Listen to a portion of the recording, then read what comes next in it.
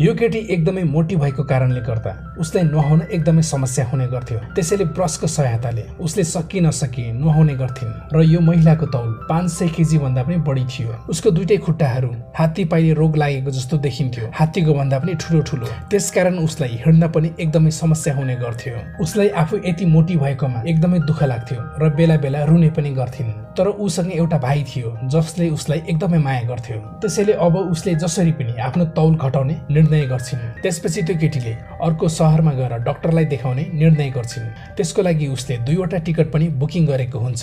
जब उनी प्लेनमा बस्नका लागि भनेर जान्छन् तब उनी धेरै मोटी भएको कारणले सिटमा अटाउँदैनन्।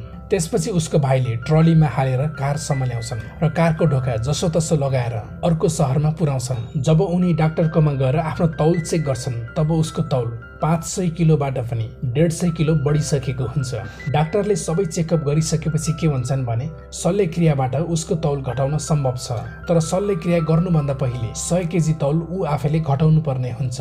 त्यसपछि त्यो केटीले हरेक दिन भेजिटेबल मात्र खान्छन् र वाकमा जान सुरु गर्छिन्। केही महिनाभित्रै उसको 100 केजी तौल कम भइसकेको हुन्छ र डाक्टरकोमा फेरि चेकअप गराउनको लागि जान्छन्। तर फेरि डाक्टरले सबै चेकअप गरिसकेपछि अझै पनि उसको तौल बढी भएको कुरा भनिदिन्छ। त्यसैले अब त्यो केटीले जिम पनि जान सुरु गर्छिन्।